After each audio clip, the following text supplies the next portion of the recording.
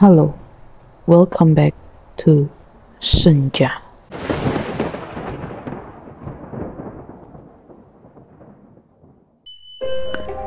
Setelah bertahun-tahun tinggal di kota besar yang penuh dengan kebisingan dan hiruk-pikuk, keluarga Wijaya memutuskan untuk pindah ke sebuah desa kecil yang tenang dan damai di pinggiran kota. Pak Wijaya, istrinya Bu Sinta, dan dua anak mereka, Tono dan Nia, merasa bahwa kehidupan di desa akan memberikan ketenangan dan kebahagiaan yang selama ini mereka cari. Semua cerita ini bermula dari saat dia pindah ke rumah baru mereka. Mari kita mulai ceritanya.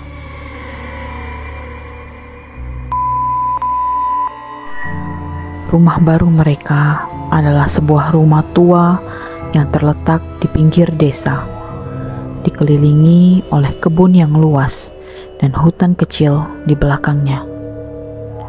Rumah itu sudah lama tidak dihuni, tapi setelah beberapa renovasi, keluarga Wijaya merasa rumah itu cukup nyaman untuk mereka tinggali. Malam pertama mereka di rumah baru berjalan cukup lancar.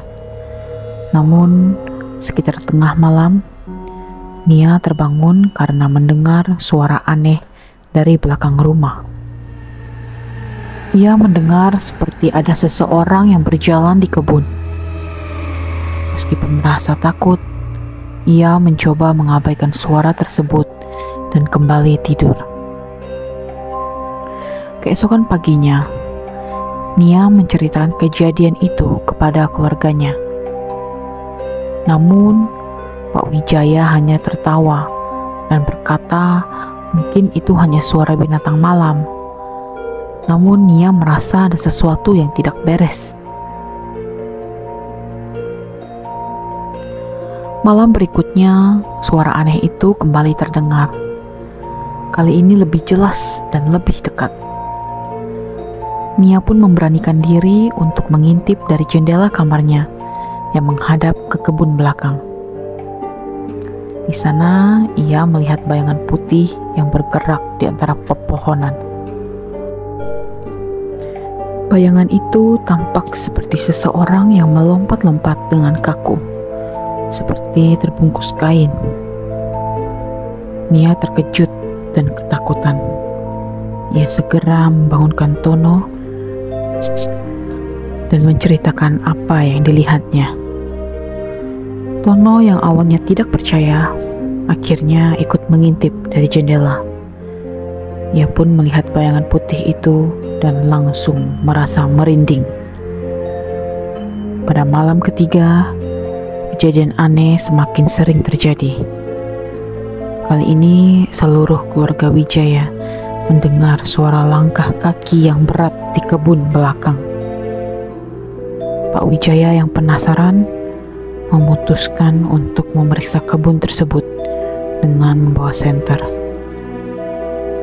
Saat berada di kebun, Pak Wijaya merasakan hawa dingin yang menyelimuti sekitarnya.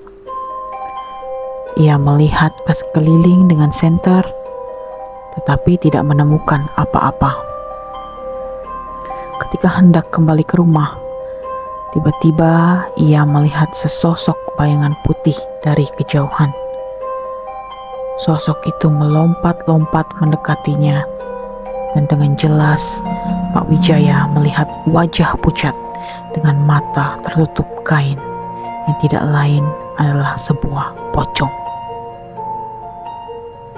Pak Wijaya segera berlari kembali ke rumah dengan napas terengah-engah.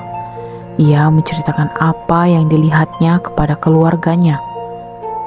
Kini mereka semua yakin bahwa ada sesuatu yang tidak beres dengan kebun belakang rumah mereka. Karena merasa tidak tenang, keluarga Wijaya memutuskan untuk memanggil seorang paranormal yang dikenal di desa tersebut, Pak Gito. Setelah mendengarkan cerita mereka, Pak Gito segera setuju untuk membantu. Pak Gito datang ke rumah keluarga Wijaya pada sore hari. Setelah melakukan beberapa ritual dan membacakan doa, ia menyatakan bahwa ada roh yang terjebak di kebun belakang rumah mereka. Roh tersebut adalah arwah seorang pria yang meninggal secara tidak wajar dan jasadnya dikubur di kebun belakang tanpa pemakaman yang layak. Pak Gito menyarankan keluarga Wijaya untuk mencari tahu lebih banyak tentang sejarah rumah dan kebun tersebut. Setelah bertanya-tanya kepada tetangga dan penduduk desa, mereka mengetahui bahwa rumah tersebut pernah dihuni oleh seorang pria tua yang tinggal sendirian. Pria itu meninggal secara misterius dan mayatnya ditemukan di kebun belakang, terbungkus kain kafan seperti pocong. Misteri semakin dalam ketika mereka mengetahui bahwa pria itu sebenarnya adalah seorang pemilik tanah yang sangat kaya. Namun, ia tidak memiliki keluarga dan hidup menyendiri hingga kematiannya. Banyak yang percaya bahwa pria itu dibunuh oleh seseorang yang menginginkan hartanya, dan mayatnya dikubur secara sembunyi di belakang kebun. Untuk menenangkan arwah yang bergentayangan, Pak Gito menyarankan agar keluarga Wijaya melakukan ritual pemanggilan arwah dan pemakaman ulang yang layak. Mereka pun sepakat untuk melakukan dan mempersiapkan segala sesuatunya. Pada malam hari, Pak Gito memimpin ritual pemanggilan arwah di kebun belakang. Ia membaca doa-doa dan mantra sambil membakar dupa. Suasana malam itu sangat mencekam. Udara terasa semakin dingin dan suara-suara aneh kembali terdengar di sekitar mereka. Tiba-tiba dari kegelapan, sosok pocong muncul dan berdiri di depan mereka. Semua orang terdiam, ketakutan, tetapi tidak dengan Pak Gito. Dia tetap tenang dan melanjutkan ritualnya. Ia meminta arwah pocong tersebut untuk beristirahat dengan tenang dan memaafkan segala kesalahan yang pernah terjadi. Keesokan harinya, mereka menemukan tempat di mana jasad pria tua itu dikubur. Dengan bantuan penduduk desa, mereka menggali kuburan tersebut dan memindahkan jasadnya ke tempat pemakaman umum dengan upacara yang layak.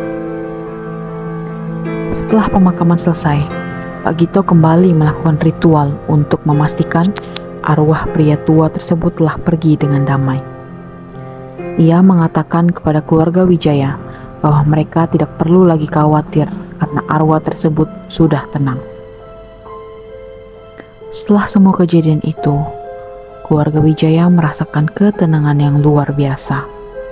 Tidak ada lagi suara aneh atau penampakan pocong di kebun belakang. Mereka akhirnya bisa menikmati rumah baru mereka dengan tenang. Nia dan Tono kembali bermain di kebun tanpa rasa takut. Pak Wijaya dan Bu Sinta juga merasa lega dan bersyukur atas bantuan Pak Gito. Kehidupan mereka di desa kecil itu pun kembali normal dan damai. Keluarga Wijaya menyadari betapa pentingnya menghormati orang yang telah tiada dan memberikan pemakaman yang layak. Mereka belajar untuk lebih peka terhadap hal-hal yang mungkin tidak terlihat, tetapi memiliki pengaruh besar dalam kehidupan mereka. Rumah tua itu kini menjadi tempat yang hangat dan penuh kebahagiaan. Mereka bertekad untuk menjaga rumah dan kebun tersebut dengan baik, serta selalu menghormati sejarah dan cerita yang pernah ada di tempat itu. Dengan begitu, teror pocong itu menjadi kenangan yang memberikan pelajaran berharga tentang kehidupan, kematian, dan kedamaian.